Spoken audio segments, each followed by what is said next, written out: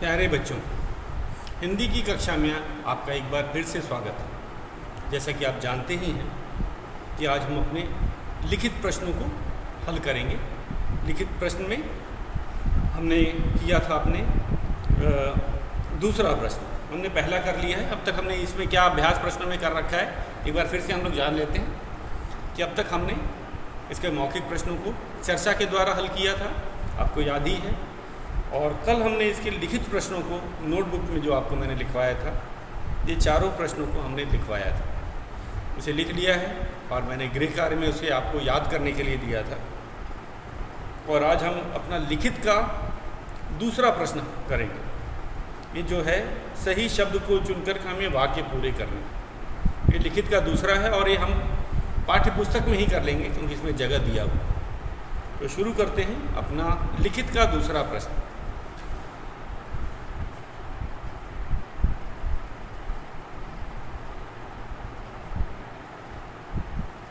लिखित का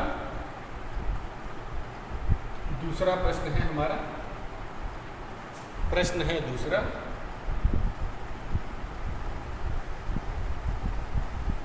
सही शब्द चुनकर वाक्य पूरे करो। सही शब्द चुनकर, सही शब्द चुनकर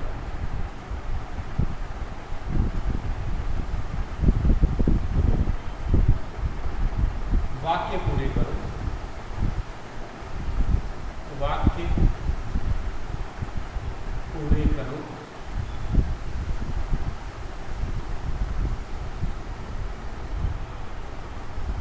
क है और वाक्य हमें दे रखे। जरा उन वाक्यों को भी लिख लें। तो वाक्य हमें दे रखे गए हैं। पहला वाक्य है पर्यावरण।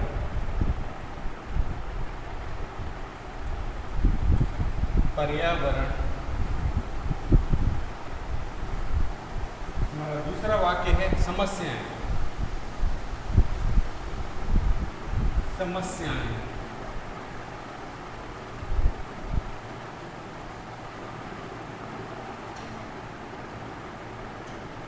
स्थिति।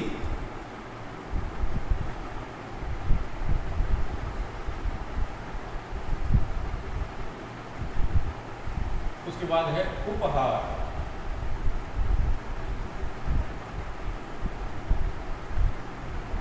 और हमारा पांचवा वाक्य है सुरक्षित। सुरक्षित।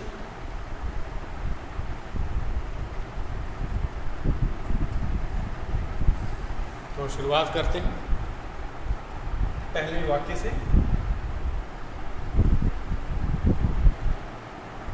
भाग है क। रिक्त स्थान, फिर को, फिर रिक्त स्थान, दो रिक्त स्थान दिए गए हैं। रखने के लिए अधिक से अधिक पेड़ लगाने चाहिए। रखने के लिए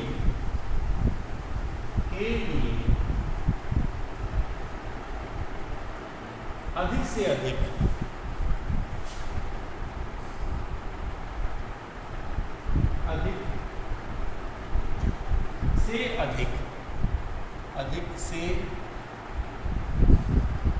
अधिक पेड़ लगाने चाहिए। पेड़ लगाने चाहिए।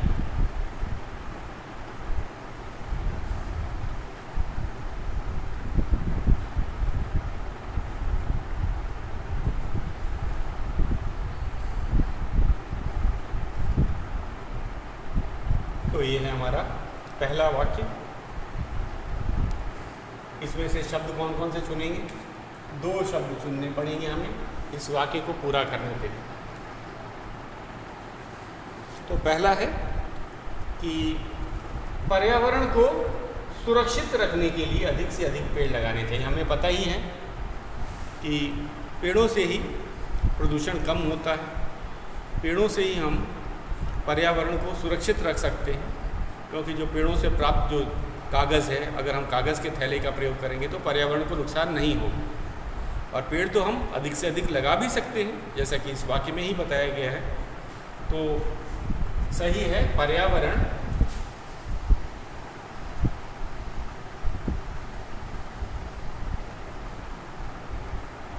और उसके बाद सुरक्षित।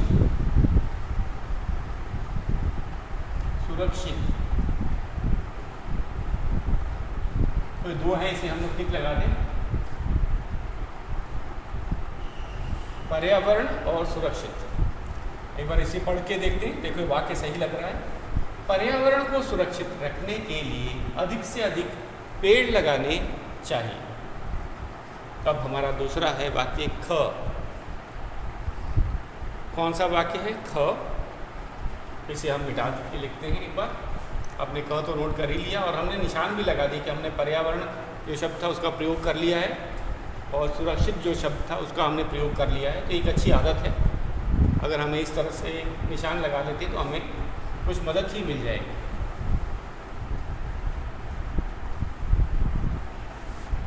तो अब चलते हैं दूसरे ख प्रश्न। हमारा ख है, ख वाक्य है, जलते प्लास्टिक से जलते प्लास्टिक से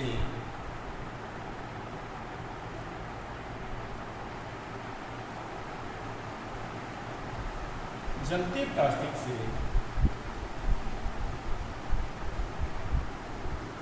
निकलने वाली गैसें, निकलने वाली गैसें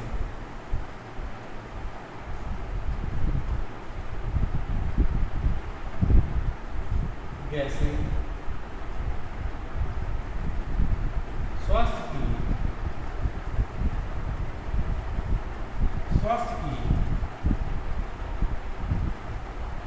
स्वास्थ्य का अर्थ सेहत होता है, आपको बताइए। तो स्वास्थ्य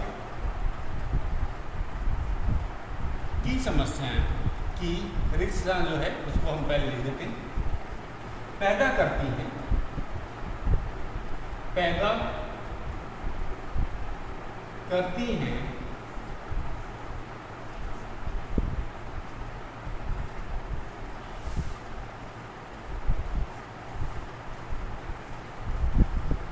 हमें एक दूसरे को, ग है,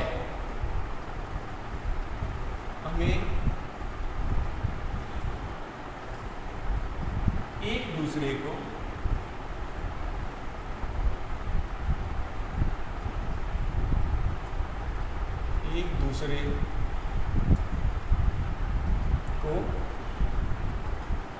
स्थान दिया है। में पौधे में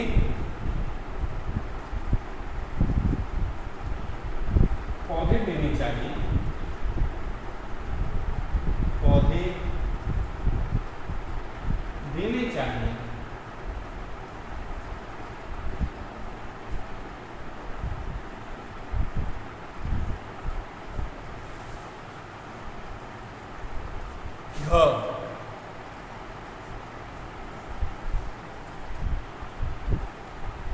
गलियों में अगला है एक जो अंतिम हमारा जो वाक्य उसको भी लिख देते हैं।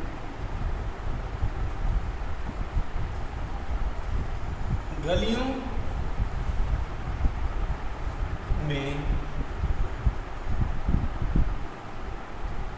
नालियां रुकने से, नालियां रुकने से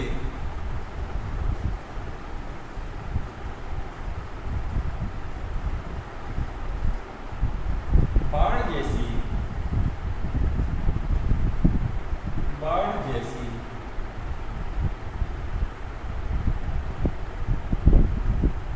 स्थिति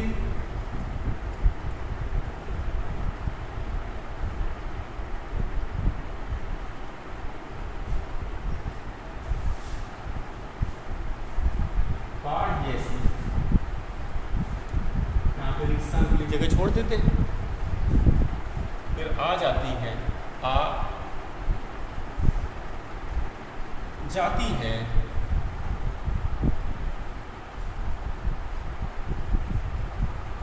फिर पूर्ण गिरा। तो जरा ध्यान से इसे समझ लेते हैं। हमने 3 वाक्य लिखे अभी। हमारा जो पहला वाक्य तो हमने कर लिया था। दूसरा है ख, जलते प्लास्टिक से निकलने वाली गैसें।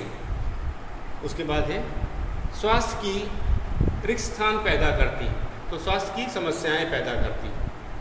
जो प्लास्टिक जब जलता है तो उससे तरह तरह की गैसें निकलती है और वो स्वास्थ्य की समस्याएं का कारण बनता है। समस्याएं यहाँ होगा, इधर निशान लगाया, हमने इसका प्रयोग किया। समस्या, समस्याएं पैदा करती हैं, स्वास्थ्य की समस्याएं पैदा करती हैं।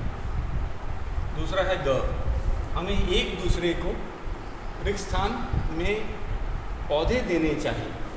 हमें एक दूसरे को रिक्त स्थान में पौधे देने चाहिए। तो रिक्त स्थान में हम लोग क्या करेंगे? उपहार में हम लिखेंगे यहाँ उपहार।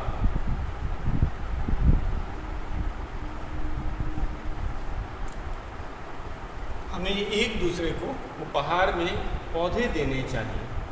अगला है गलियों में नालियाँ रुकने से बाढ़ जैसी, उपहार भी हमने प्रयोग कर दिया और अंत में यही बचा हमारा स्थिति।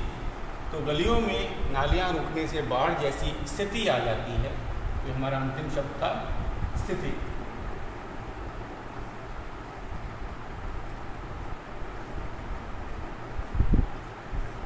स्थिति, बाढ़ जैसी स्थिति मतलब बाढ़ में क्या होता है, चारों तरफ पानी ही पानी फैल जाता है। अगर नालियाँ रुक जाएं प्लास्टिक की थैलियों से तो एक बार हमें बाढ़ जैसी ही स्थिति पैदा हो जाती है या उत्पन्न हो जाती है या आ जाती है, हम ये कह सकते हैं। तो ये था हमारा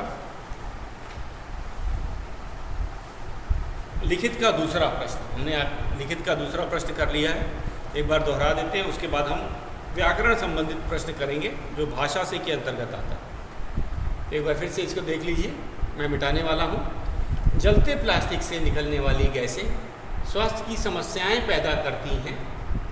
हमें एक दूसरे को उपहार में पौधे देने चाहिए। उपहार का हमने प्रयोग किया, समस्याएं का। और अंतिम है घ, गलियों में नालियों रुकने से बाढ़ जैसी स्थिति आ जाती।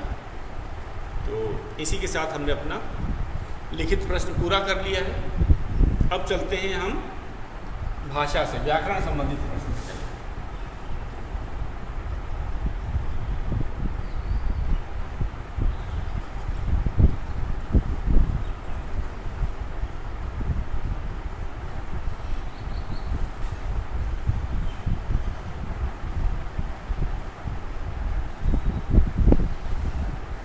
अब चलते हैं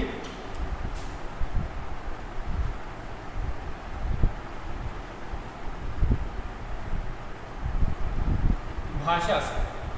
हम जानते ही हैं जो भाषा से आता है वो व्याकरण से ही संबंधित प्रश्न होता है। भाषा से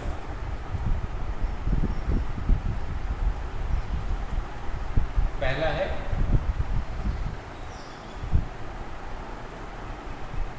पढ़ो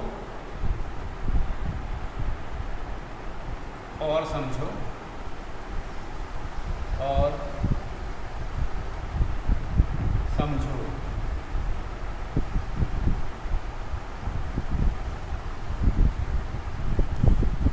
पढ़ो और समझो। पढ़ो और समझो का पहला है।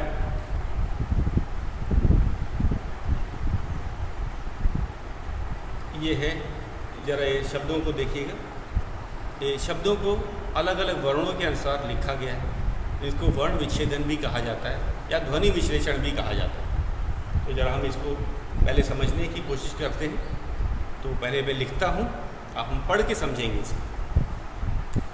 पहला हमें शब्द दे रखा है, इसका क भाग बाजार। हमारे पास शब्द दिया है, वो में आखिरी मात्रा बा, ज में आखिरी मात्रा और बाजार। अब हम इसको क्या कर रहे हैं, इसके वर्णों को अलग अलग करके लिख रहे हैं। तो व्याकरण की दृष्टि से इसे हम कह सकते हैं वर्ण विच्छेदन या ध्वनि विश्लेषण भी कहा जा सकता है। ये गलत नहीं होगा। तो शुरू करते हैं। ब में किसकी मात्रा है? आ की। ब है व्यंजन, आ है स्वर। इन दोनों को हम अलग अलग करके लिखेंगे। और अलग अलग कैसे लिखते हैं? प्लस का साइन लगा के। प्लस को हम धन या जमा भी कहते हैं। हिंदी में जो प्लस का निशान जो होता है उसको हम धन कहते हैं या जमा। तो फिर ध्यान से देखो। तो ब व्यंजन इस तरह से लिखा जाएगा। ब व्यंजन हलंत के साथ लिखा जाता है। मैंने व्याकरण में भी आपको बताया था कि शुद्ध व्यंजन जब लिखना होता है हमें तो हम हलंत के साथ ही लिखते हैं। इसका मतलब क्या है कि ये शुद्ध व्यंजन है, इसमें कोई स्वर नहीं मिला है। इसके स्वर को हम अलग अलग से लिखेंगे, धन का निशान लगाकर, प्लस का निशान लगाकर, और यहाँ लिखेंगे आ, फिर जमा, फिर हम आएंगे जा। ज में आ की मात्रा, तो ज जो है ये हलंत के साथ लिखी।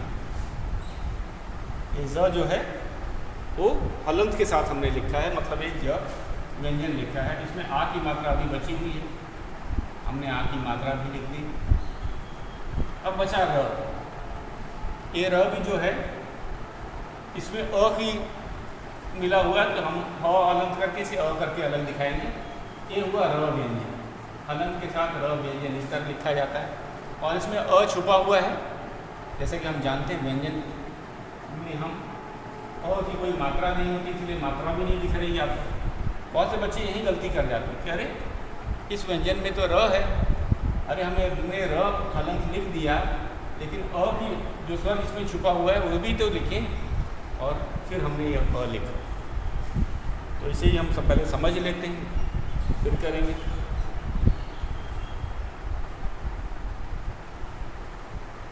अगली बात है, अगला शब्द है इसी तरह प्लास्टिक। इसका भी हम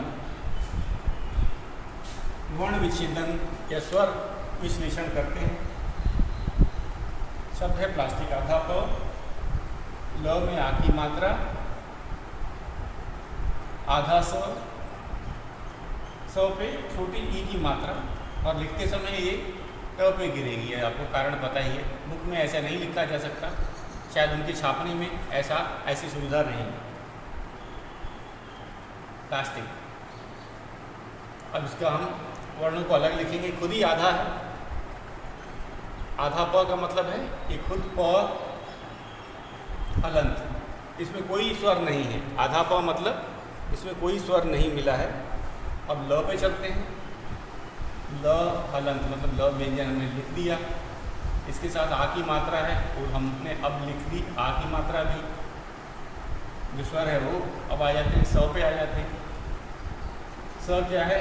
आधा है, तो स आधा लिखने के लिए स हलंत लिखते हैं हम लोग। अब स पे किसकी मात्रा है? स के बाद में हमने किस पे गए? ट पे गए। स के बाद कहाँ गए? ट पे आएंगे। बाद में हम ई की मात्रा सबसे आखिरी में लिखते हैं। मात्राएं जो है आखिर में, तो अब हम ट व्यंजन पे गए, ट हलंत, ताकि वो व्यंजन का रूप है। अब जो छोटी ई की मात्रा है अब उसको लिखेंगे जमा। ये छोटी ई की मात्रा हमने लिखी। अब चलते हैं क। अब प्लास्टिक का क बचा हुआ है, तो जमा क हलंत जमा क।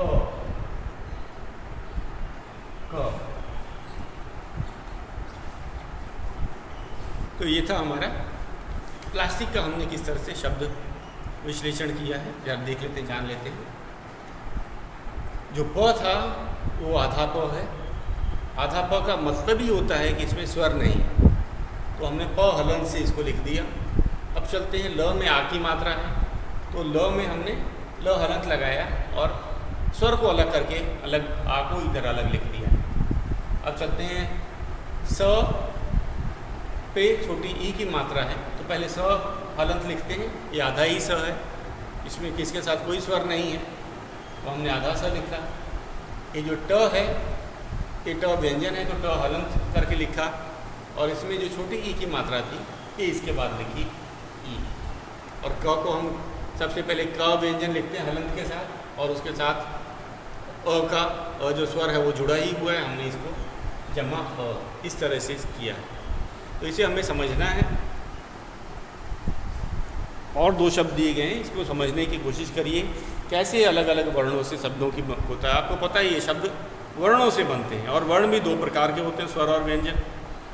उच्चारण की दृष्टि से बोला जाए तो स्वर स्वतंत्र होते हैं। उच्चारण की दृष्टि से स्वर स्वतंत्र होते हैं, उनको किसी की आवश्यकता नहीं पड़ती है।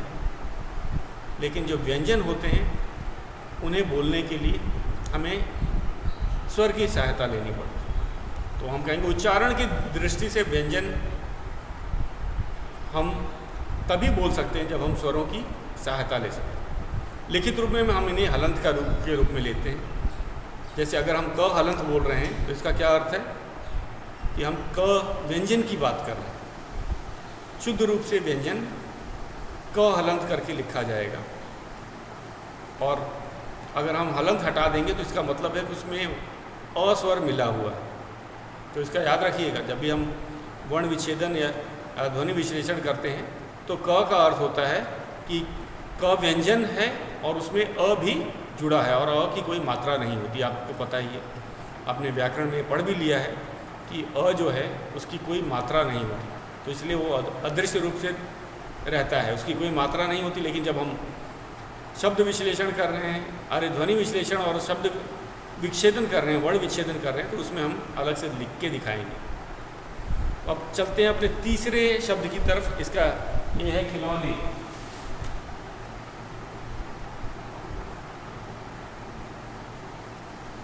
खिलौने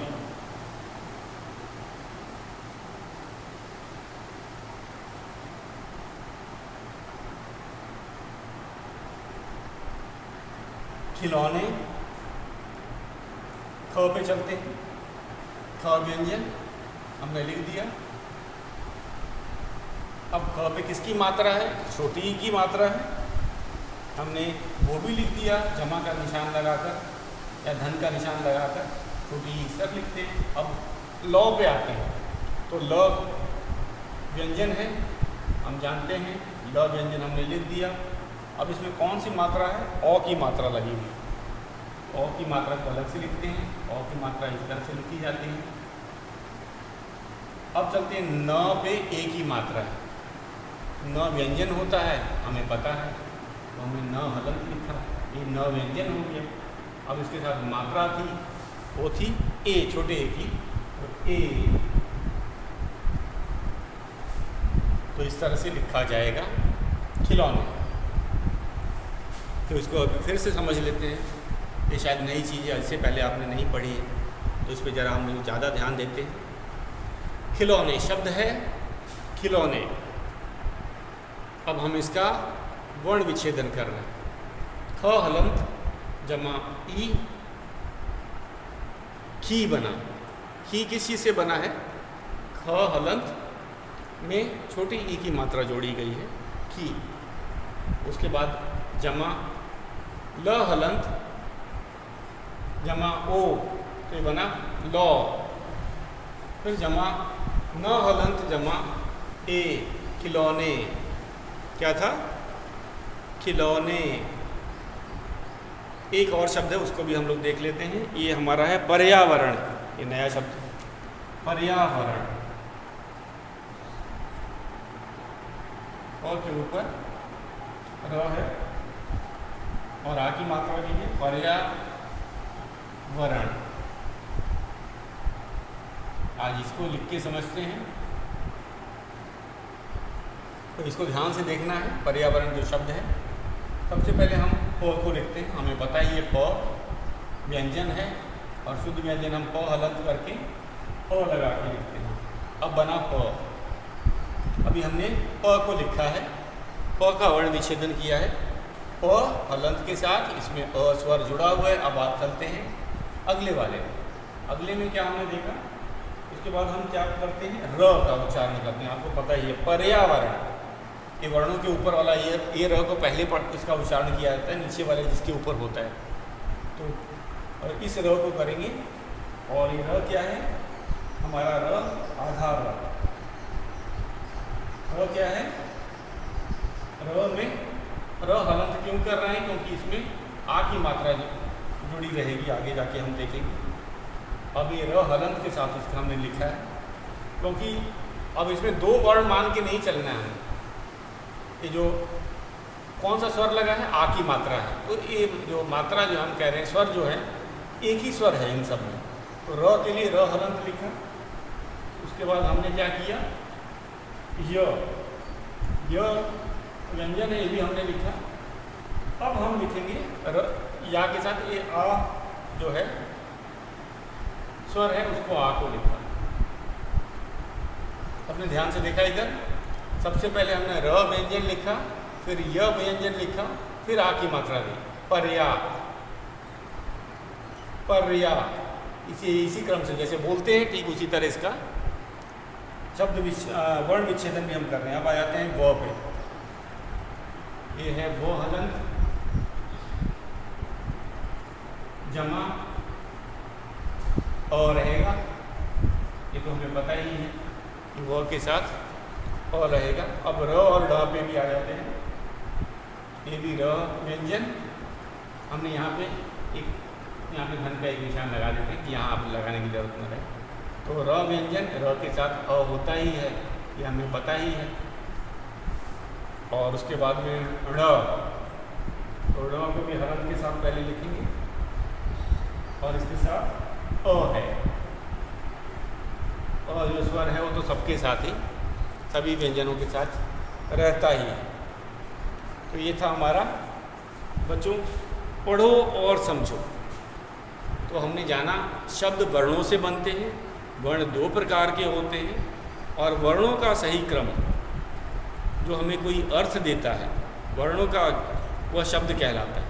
वर्णों का वह क्रम जो हमें कोई अर्थ देता है वह शब्द कहलाता है। तो ये हो गई हमारी शब्द की परिभाषा।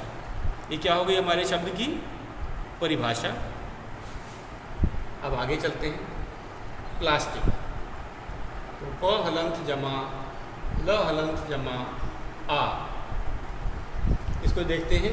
ये आधा प दिया हुआ है, प हलंत लिखा हमने, ल में आ की मात्रा थी, ए भी लिखा। उसके बाद स जो है, स पे आधा स है, तो स हलंत के साथ ही लिख दिया, ये पूरा हो गया। उसके बाद में हमने ट लिखा और उसके बाद में ई की मात्रा लगाई। तो याद रखना है, जब भी अगर इस तरह का शब्द आता है, अगर हमें आधा व्यंजन दिया जाता है तो इसका अर्थ ही है कि इसमें अ नहीं है। और जिसमें हमने आधा शब्द और छोटी ई की मात्रा है, तो सबसे पहले आधा शब्द लिखेंगे, उसके बाद जो पूर्ण वाला जिसके ऊपर की छोटी ई की मात्रा गिर रही है उसको लिखेंगे, बाद में अंत में हमें छोटी ई की मात्रा लिखेंगे। तो और इस तरह का जो र आता है, जैसे पर्यावरण, इसमें भी हमें एक सीखने को क्या क्या मिला? हमें सीखने को मिला कि जब हम जिस तरह से पढ़ते हैं र को, पर्यावरण, तो प के बाद र का उच्चारण आ रहा है, तो ये जो र और य, यहाँ पे ध्यान दिया जाए कि र भी व्यंजन है और य भी व्यंजन है, लेकिन हम जो मात्रा है एक ही लगाएंगे इसमें। मात्रा क्या लगाएंगे? एक लगाएंगे, वो भी या के बाद में, क्योंकि ऊपर वाला र के बाद में हम नीचे वाले वर्ण पे आ जाते हैं। तो हमने यही किया। प हलंत, प को कैसे लिखा जाता है? प हलंत जमा अ। अब प हमने पूरा लिख दिया। अब आते हैं पर्या का, तो र हलंत के साथ हमने इस र का प्रयोग कर लिया, और य हलंत के साथ में हमने इस य का भी प्रयोग कर लिया। उसके बाद आ का, आ जो कि स्वर है, उसको हमने लिखा पर्या। और वर्ण तो बहुत आसान है, वो हलंत के साथ अ सब लिखा, वो हलंत के साथ अ लिखा। उसके बाद र हलंत के साथ भी अ लिखा, क्योंकि स्वर और व्यंजन को इसी तरह अलग हम करके लिखते ही हैं। और ण था, ण हलंत के साथ अ लिखा। तो इसी के साथ हमने लिखा। एक ऐसे वर्णों का हम इसे वर्ण विच्छेदन भी कह सकते हैं, ध्वनि विश्लेषण भी कह सकते हैं, दोनों ही सही। तो ये आप जान गए कि किस तरह शब्द का हम वर्ण विच्छेदन या स्वर विच्छेदन कर सकते हैं। अब आप अपने आप भी किसी शब्द का वर्ण विच्छेदन करके, स्वर विच्छेदन करके देख सकते हैं। और आज के लिए बच्चों इतना ही। कल हम इसका ख भाग करेंगे।